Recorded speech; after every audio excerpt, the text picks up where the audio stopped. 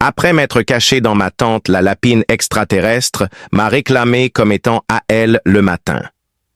Bienvenue dans le royaume de la science-fiction. D'où regardez-vous aujourd'hui? Veuillez commenter ci-dessous. De plus, n'oubliez pas de vous abonner si vous appréciez cet article. Le vent sur Fell était une chose vivante, un fantôme hurlant et implacable qui faisait partie des falaises depuis des milliers d'années. La voix était un accompagnement persistant et dur au calme de la lune sombre. Pour Jerry, c'était juste un état de l'atmosphère, un facteur dans l'équation complexe de survie qu'il avait depuis longtemps élaboré et documenté. Les hurlements constants s'estompaient dans le fond de ses pensées concentrées comme de la statique. Travailler comme xénobotaniste pour la Omnigen Corporation nécessitait un engagement unique, une force mentale qui lui permettait de se concentrer uniquement sur l'objectif tout en bloquant les distractions d'un environnement dangereux. La végétation distinctive et robuste qui s'accrochait à l'extérieur pierreux de Felloir. Sa petite tente géodésique massivement fortifiée, sécurisée par des piquets en acier duraste, profondément enfoncés, servait de forteresse miniature contre le caractère désordonné de la planète. De longues ombres dansantes étaient projetées sur les murs en tissu isolant par la lueur stérile et immuable des lumières de secours qui éclairaient l'intérieur. Les instruments de son métier, des tablettes de données montrant des structures moléculaires complexes, des armoires à spécimens débordant de mousse résiliente et de champignons cristallins, et le doux bourdonnement de son recycleur d'air l'entourent tous à l'intérieur de ce havre. Au-delà de la déprimante vacuité de la lune, Jerry a découvert un profond sentiment de paix et de but.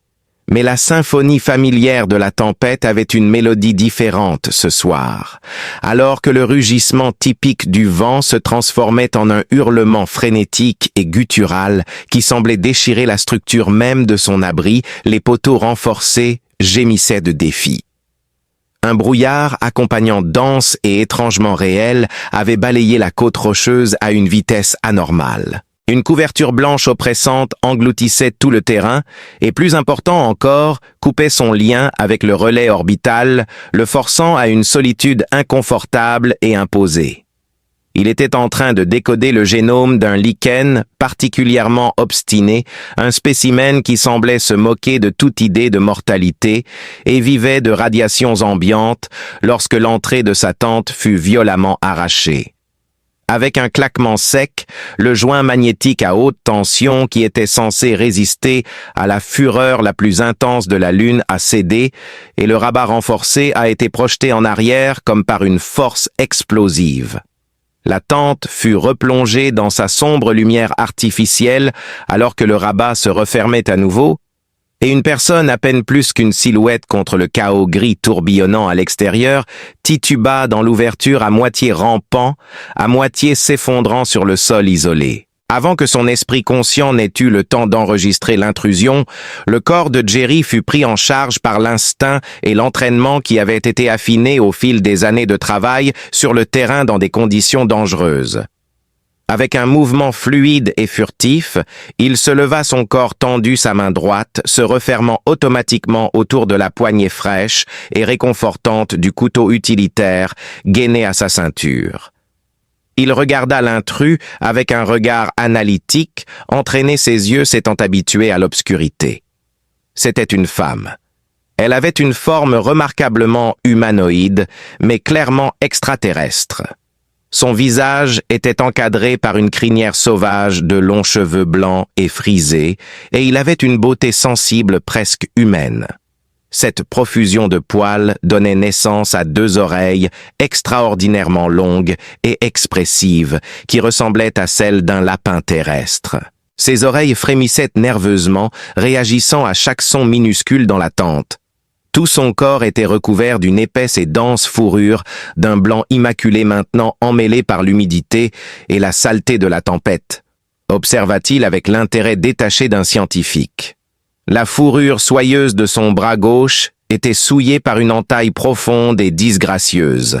Son vêtement blanc contrastait de manière frappante et effrayante avec le fluide sombre et écarlate qui suintait d'une vilaine coupure qui coulait lentement. Son côté plus froid et plus logique a rapidement et consciemment étouffé la première poussée d'adrénaline, la réaction instinctive de combat ou de fuite qui signalait le danger dans son havre. En observant son état misérable, les frissons qui traversèrent son corps mince, la fatigue imprimée sur son visage, l'agonie pure de sa blessure, l'expérience de Jerry en tant que médecin de terrain et sa moralité innée ont surmonté sa préoccupation tactique. Il retira lentement et méthodiquement la poignée de son couteau, laissant sa main tomber à son côté dans un mouvement non menaçant.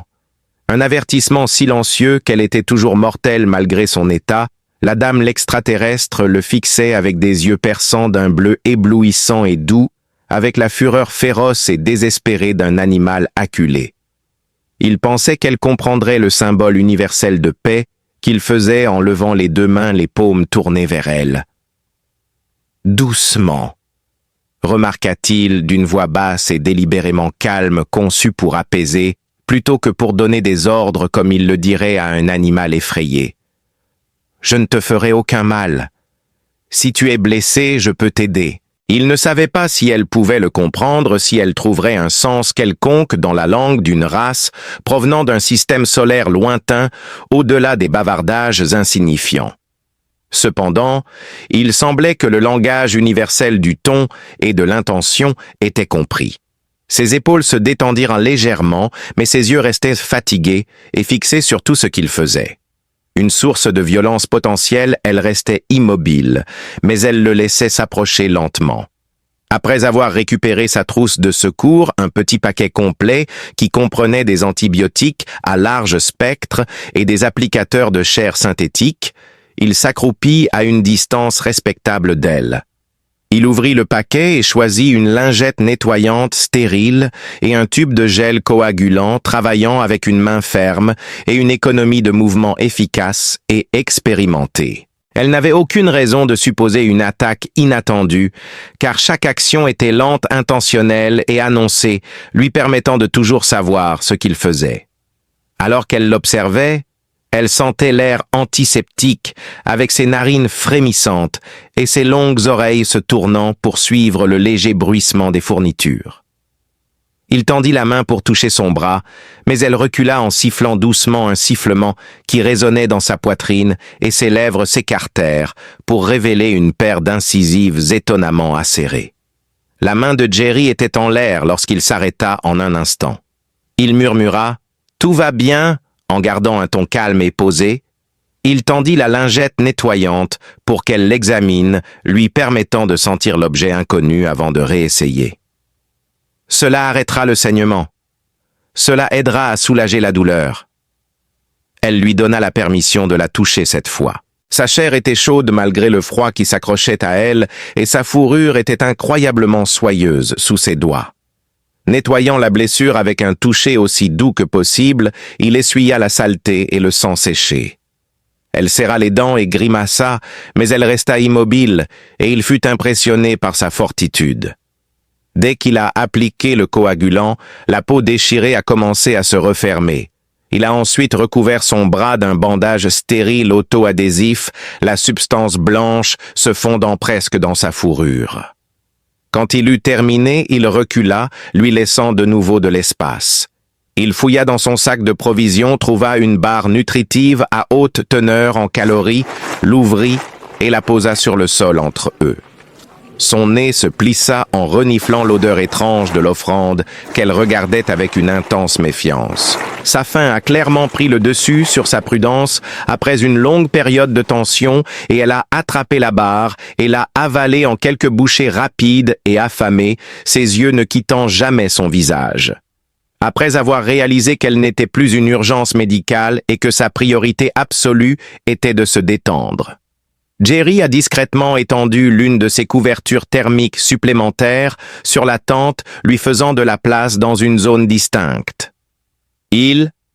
Puis dans une démonstration de confiance et pour indiquer qu'il pensait que l'interaction était terminée pour le moment, il lui tourna le dos et retourna travailler sur la tablette de données. Le hurlement du vent, et le doux bourdonnement du recycleur étaient les seuls sons pendant un moment. Il entendit le doux bruissement de la couverture, alors qu'elle cédait enfin à un sommeil agité, mais bien nécessaire, le poids de sa fatigue ayant finalement triomphé dans sa lutte silencieuse contre sa suspicion et son anxiété. Après un long sommeil sans rêve, Jerry reprit progressivement conscience et se retrouva dans une humeur profonde et inhabituellement chaleureuse. En contraste frappant avec le froid constant qui persistait à l'intérieur de la tente, peu importe ce que faisait le recycleur, c'était une chaleur douce et vivante qui semblait émaner de son être même. La chaleur était accompagnée d'un léger poids sur sa poitrine et d'une douce vibration rythmique qui semblait résonner à travers son sternum, un ronronnement profond et continu qui était à la fois complètement étranger et pourtant apaisant. Il resta là pendant un long moment confus dans la zone liminale entre le sommeil et la conscience. Lentement, son intellect essayait de classer ses nouvelles sensations sensorielles. Sa chemise thermique tactique, conçue pour retenir la chaleur autant que possible, se sentait remarquablement efficace et il ne se rendait pas compte qu'un bras était coincé sous quelque chose de souple et de doux. Il réussit enfin à ouvrir les paupières. Ses yeux lui font mal pendant un moment à cause de la lueur antiseptique des lumières de secours. Sa concentration augmente et le monde devient d'une clarté surprenante.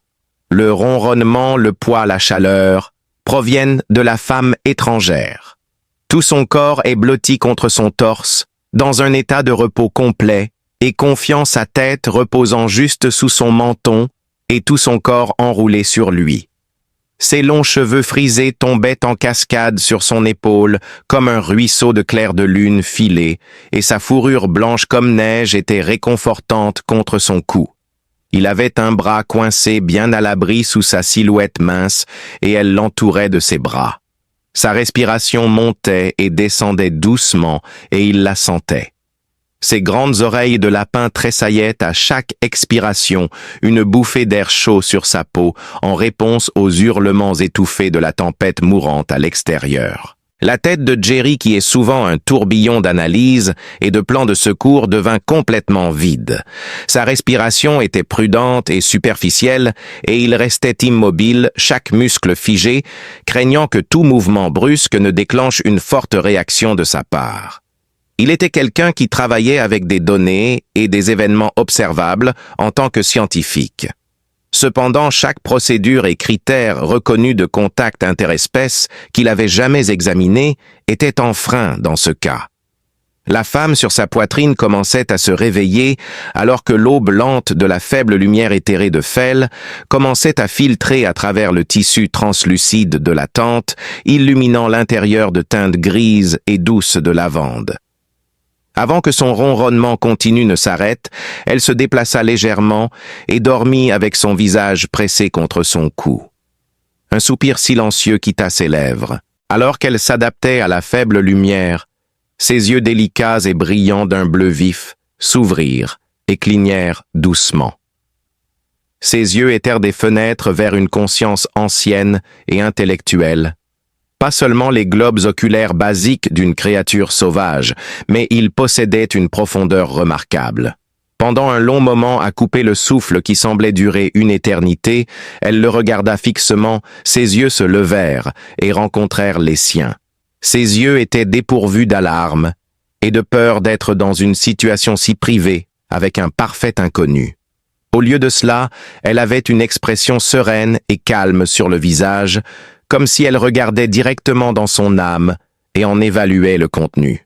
Jerry ne s'était jamais senti aussi exposé et vulnérable que lorsqu'il la regardait avec une telle intensité. Ses lèvres si remarquablement humaines se courbèrent finalement en un sourire subtil, presque imperceptible. Alors qu'elle répondait « Tu es chaud !» Sa voix vibrait à travers sa poitrine dans un ronronnement profond et mélodique. Prononcé dans sa propre langue avec seulement un accent minuscule et irremplaçable, les mots le frappèrent comme un coup au corps. Il luttait pour donner un sens à l'étrange créature allongée sur lui et au son de sa langue maternelle. « En sécurité !» ajouta-t-elle en maintenant un regard fixe. Elle se déplaça avec une aisance fluide, se rapprochant et enfouissant son visage dans la courbe de son cou avant que son cerveau stupéfait ne puisse trouver un seul mot ou syllabe significatif en réponse. « Tu es à moi maintenant !» Une étrange sensation de picotement parcourut sa peau, comme une légère charge statique couplée à une brève et délicieuse chaleur. Une nouvelle lueur plus profonde apparut dans ses yeux bleus lorsqu'elle se retira un regard d'intense satisfaction. Cela brisa la paralysie de Jerry. Avec une soudaineté plus réflexe que délibérée, il se releva la déplaçant.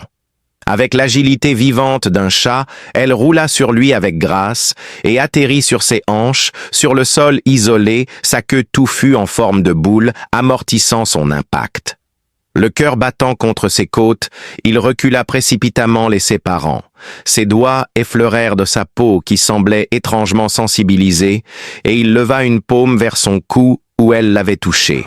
Sa voix était remplie d'une rage confuse qu'il avait du mal à contenir lorsqu'il cria « Qu'est-ce que tu viens de faire?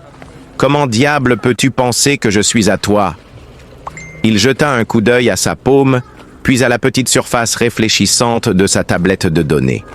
Ses yeux avaient exactement la même teinte que le faible motif lumineux sur le côté de son cou, un tourbillon complexe de lignes et de points qui pulsait d'une douce lumière bleue, bioluminescente. La marque était exquise, complexe et complètement terrifiante. Son attitude était celle d'une tolérance calme, comme si elle interagissait avec un enfant effrayé, et elle pencha la tête, ses longues oreilles, se tournant pour écouter chaque mot qu'il prononçait. « Je suis Lola », dit-elle, sa voix toujours douce et sereine. Quand l'énorme tempête a tenté de me prendre, tu m'as offert un refuge et tu as soigné ma blessure. Elle pointa la marque lumineuse sur son cou et dit « C'est notre façon, une vie qui a été créée et acceptée. Un lien a été forgé. Tu as partagé ta chaleur et ta nourriture sans rien demander en retour. Ce lien est indiqué par cela. Mon compagnon, c'est toi. » Le mot « compagnon » flottait entre eux chargé de connotations qui mettaient la tête déjà tourbillonnante de Jerry en surchauffe.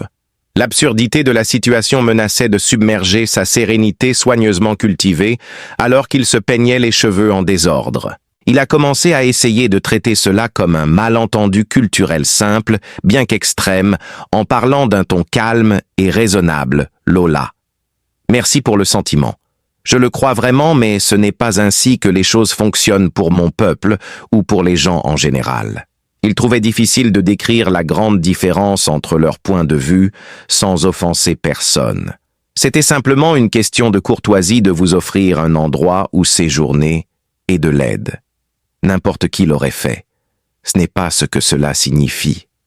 Entre eux, il fit des gestes vagues qui couvraient l'attente, la marque flamboyante, toute l'impossibilité. Il n'y avait qu'une tempête. Tout ce que je faisais, c'était te maintenir en vie.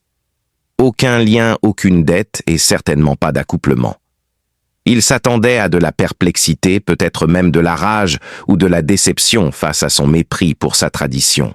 Au contraire, le visage de Lola se durcit, la douceur de ses yeux laissant place à une lueur sévère et perçante qui le rendit naturellement méfiant. Ce n'était pas juste une tempête, le corrigea-t-elle, sa voix devenant froide et plate au lieu de ronronner. Jerry la regarda, ses doutes luttant contre la conviction abrupte et glaciale dans sa voix. Les grandes tempêtes sont une saison, un cycle. Ce que nous avons enduré la nuit dernière n'était pas naturel. C'était fabriqué. C'était une arme. Une tempête artificielle. À l'exception des entités corporatives ou militaires les plus développées, aucune faction connue dans ce secteur n'aurait pu atteindre la quantité massive de technologie nécessaire pour accomplir un tel exploit de manipulation météorologique. Fabriqué, dit-il à nouveau, sa voix à peine audible. Qui l'a fait? Comme si elle pouvait voir à travers le tissu les dangers qui l'attendaient au-delà. Les yeux de Lola se dirigèrent vers l'entrée de la tente. Elle prononça le terme comme une malédiction. Les hommes de métal du ciel. Ils poursuivent mon peuple. Ils séparent les faibles et les perdus de la tribu en utilisant leur tempête fictive pour nous chasser de notre terrier. Ils sont venus me chercher. Jerry sentit un frisson lui parcourir les os, un frisson de terreur bien plus profond que le simple froid du matin fcourien. Avec une logique terrifiante, les pièces du puzzle commencèrent à s'emboîter. Une image bien plus effrayante qu'un simple cas de mauvais temps se dessinait à travers la violence inhabituelle de la tempête, la rupture soudaine de ses communications à longue distance et son isolement opportun. Son poste de recherche solitaire, sa mission scientifique, avait été pris dans quelque chose qu'il ne pouvait même pas commencer à comprendre. Il jeta un coup d'œil au symbole lumineux sur son cou, qui ressemblait maintenant à une marque qu'une cible lui avait peinte, plutôt qu'à une étrange tradition tribale. « Et ça » dit-il en indiquant le motif bioluminescent d'une voix basse et urgente, « qu'est-ce que ça a à voir avec eux? Cela ne fera-t-il pas de moi une cible également, s'il te chasse, avec une lueur de plaisir sinistre dans les yeux ?» Lola secoua la tête. « Non, » dit-elle fermement. Leurs scanners sont rudimentaires. Ils recherchent nos signes de vie qui sont la signature énergétique distincte de mon peuple. Ils nous considèrent comme des proies, et tout le monde, y compris toi, comme un obstacle ou quelque chose qui doit être ignoré ou éliminé. Elle le regarda droit dans les yeux et pour la première fois, il sentit qu'il comprenait la gravité de ce qu'elle faisait, le raisonnement urgent derrière sa déclaration apparemment irrationnelle. Votre signature est altérée par la marque que je vous ai donnée. Elle vous enveloppe de la mienne. Vous n'êtes plus un humain étranger à leur machine. L'un des nôtres, c'est vous. Faire de vous une cible n'est pas une marque. Cela sert de bouclier invisible. Ces mots le frappèrent de plein fouet. Il n'était plus simplement un spectateur. Il était marqué, impliqué et engagé. La bonne action qu'il avait commise. L'acte d'avoir offert un abri à une étrangère pendant une tempête avait irréversiblement lié son destin au sien et l'avait plongé dans une bataille inconnue contre un ennemi invisible. Il se cachait soudainement à la vue de tous, protégé uniquement par une marque bleu vif sur son cou et par la parole d'une femme extraterrestre furieuse qui venait de le revendiquer comme sien. La tranquillité isolée de son expédition scientifique avait été brisée par une réalité terrifiante. Alors que Jerry commençait à ressentir tout le poids écrasant de la révélation de Lola, le cosmos choisit de corroborer ses paroles de manière terrible et instantanée. De son poignet gauche provenait un son strident et implacable, un staccato numérique qui perçait le calme tendu de l'attente. Le son le fit tressaillir, lui et Lola, et ils tournèrent tous les deux la tête en direction de la source. Une carte tactique de la zone environnante se remplissait soudain de manière menaçante d'une succession d'icônes rouges qui convergeaient rapidement sur la surface lisse et sombre de son enviroscanner omnien, un appareil qui avait été son compagnon constant et fiable. Alors qu'il absorbait les images horribles avec une clarté nauséabonde, son intellect aiguisé pour l'évaluation rapide des menaces traitait les données qui défilaient sur le petit écran lui glaçant le sang. Sa tente servait de point focal au développement coordonné en forme de pince d'au moins 2 douzaines, sinon plus de signes de vie différents. Ce n'était ni la faune naturelle de Felwar, dont il avait si minutieusement documenté les biosignatures vertes, ni les signatures codées en bleu du personnel de sécurité de la société Omnigène qu'il avait parfois aperçu tout au long de son déploiement. Il n'avait jamais vu le rouge vif et audacieux utilisé pour coder ces icônes. Leur mouvement révélait un but prédateur et une précision impitoyable qui indiquait qu'il s'agissait d'une équipe de chasse engagée plutôt que d'une escorte de sécurité ou scientifique. Ils étaient bien armés et le scanner a révélé des énergies avancées des armes et des boucliers personnels qui dépassaient de loin les équipements typiques des entreprises, prouvant que la description de Lola des hommes de métal céleste était terriblement vraie. Ils étaient des soldats de fortune professionnels connus sous le nom de mercenaires, dont la seule loyauté était envers leur employeur. Et il n'y a qu'une seule explication possible à leur présence dans cette région lointaine et apparemment sans importance de la galaxie. Lola était leur proie et ils étaient les chasseurs. Mais alors que le regard de Jerry s'égarait vers le symbole qui représentait sa propre position, la révélation la plus horrible se produisit. Son signe de vie personnel brillait maintenant du même bleu vif et profond que la marque sur son cou, au lieu du point bleu habituel qui désignait un employé omnien humain. Selon la mythologie de son scanner, le signal correspondait exactement à la biosignature distinctive d'un Felkourien natif. Comme promis, la marque protectrice de Lola avait dissimulé sa signature énergétique humaine et l'avait remplacée par celle de son peuple. Dans d'autres conditions, cela aurait été une merveille technologique et biologique intrigante, digne d'une douzaine d'articles de recherche. C'était maintenant une peine de mort. Il n'était plus un scientifique non combattant invisible qui pouvait être ignoré ou évité. Il était maintenant inscrit sur la liste des mercenaires comme l'un des chassés, une autre cible. Il devait se réunir et afficher une autre icône rouge. Ce que Lola venait de caractériser comme une menace abstraite s'était soudainement matérialisé en une réalité aiguë, immédiate et rapidement approchante. Il n'y avait pas de temps pour l'incertitude, la discussion ou une justification supplémentaire. Le désir primordial immédiat de survie avait remplacé avec force le temps des questions. « Nous devons nous déplacer », répondit Jerry. Sa voix, maintenant aiguisée par une concentration pragmatique pure, était dépourvue de toute confusion ou fureur, et les mots sortirent comme un ordre calme et urgent. Il se tourna et se déplaça sans attendre de réponse, son économie de mouvement, convenant à des années passées dans des circonstances difficiles. Alors qu'il évaluait, classait et jetait son esprit, se transformait en une calculatrice rapide. Ses effets personnels, les caisses de spécimens secondaires et le lourd équipement de relevés géologiques furent abandonnés.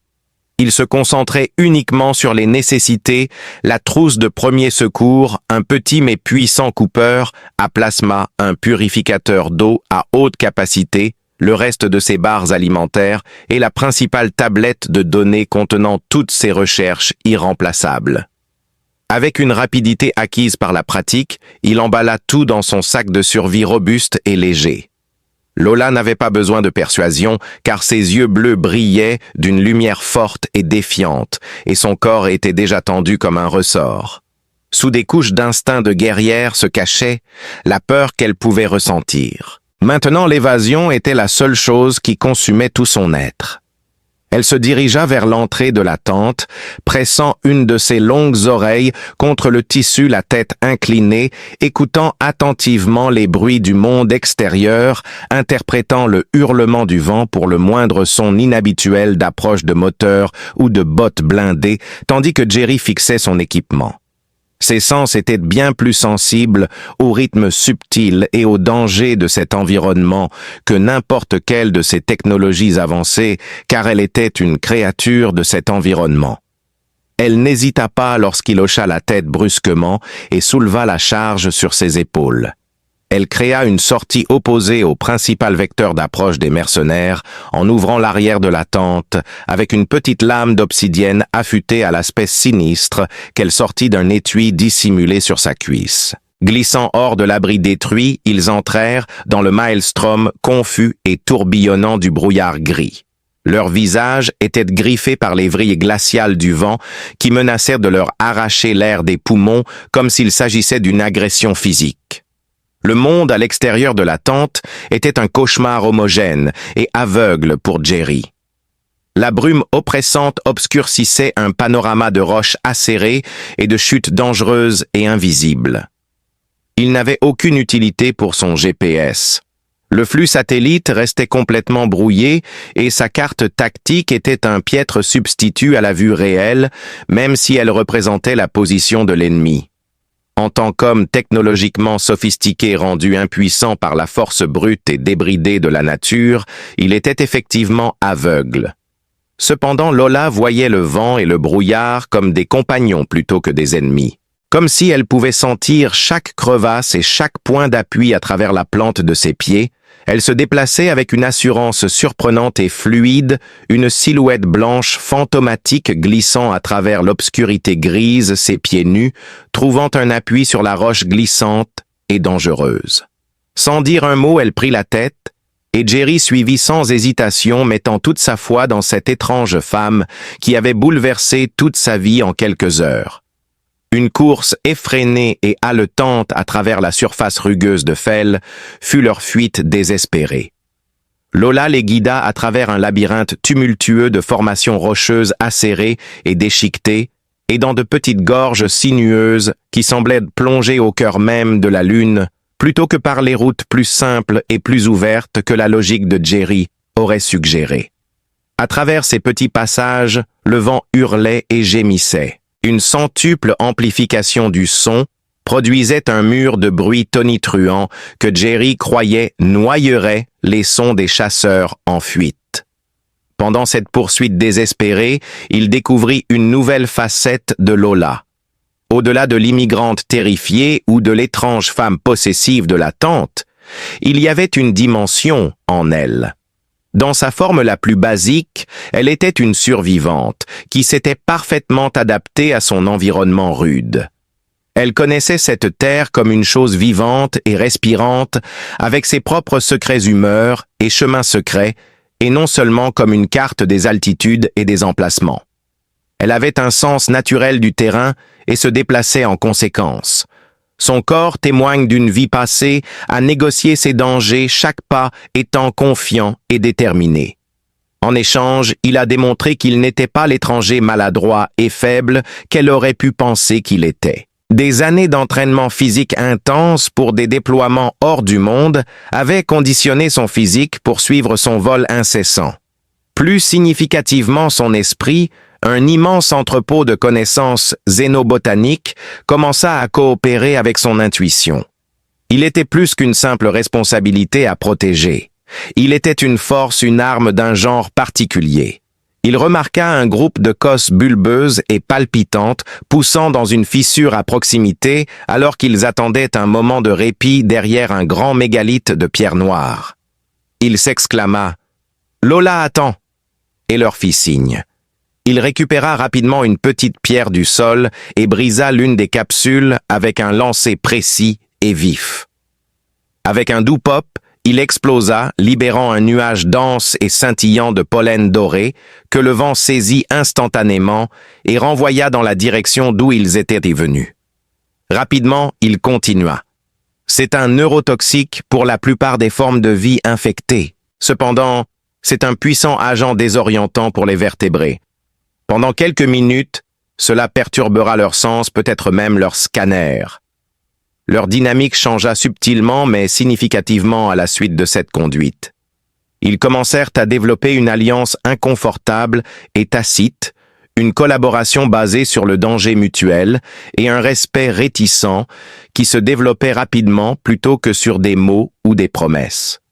Les yeux larges et curieux de Lola avaient observé son activité et elle hocha la tête brusquement et brièvement en signe de satisfaction lorsque le nuage de pollen s'était dissipé.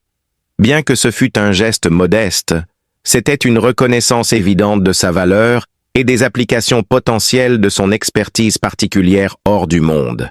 Peu de temps après, lorsqu'ils traversèrent une zone humide et couverte de mousse au fond d'un canyon, il s'arrêta de nouveau et indiqua une substance visqueuse qui coulait de l'écorce d'un champignon tordu qui ressemblait à un arbre. « Couvrez nos traces avec ça !» dit-il en mettant une petite quantité de cette matière visqueuse et odorante sur les semelles de ses bottes. Il imite l'odeur d'un skagat, l'un des principaux prédateurs de cette région. S'ils utilisent des trackers biologiques, cela les enverra sur une fausse piste. Elle s'identifia instantanément à lui et suivit son exemple sans hésitation, réalisant qu'il était différent des autres hommes de métal céleste qui arrivaient avec le feu et le tonnerre dans le seul but de détruire et de dominer le monde. Pour sa part, Jerry la regardait traverser le terrain périlleux avec un émerveillement croissant. Cet homme Jerry était différent. Il était perspicace, ingénieux et possédait une compréhension intrinsèque profonde des êtres vivants de la Lune, une connaissance qui, à sa manière, était aussi profonde que la connexion de sa propre tribu à la Terre. La marque bleue lumineuse sur son cou qui avait initialement semblé être une marque de propriété se sentait différente maintenant.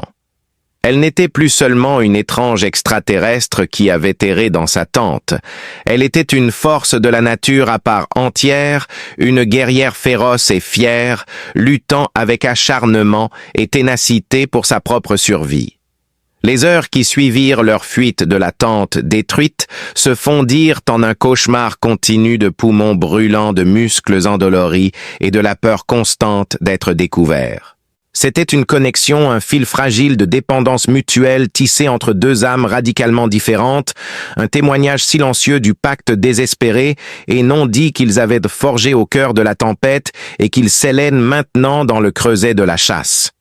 Le scanner de Jerry qu'il vérifiait seulement lors des plus courtes pauses affichait les icônes rouges des chasseurs traquant sans relâche à travers les canyons, leur schéma de recherche méthodique et glaçant d'intelligence s'adaptant constamment et essayant de couper toutes les voies d'évasion potentielles. La poursuite incessante des mercenaires était une pression tangible à leur dos, une présence fantomatique qui hantait chaque ombre et résonnait dans chaque rafale de vent. Ils savaient sombrement qu'ils étaient poussés plus loin dans les terres rocheuses et hostiles de Fell par des chasseurs qui connaissaient trop bien l'art de la chasse, et son respect pour Lola, qui était déjà grand, devenait à chaque instant plus profond.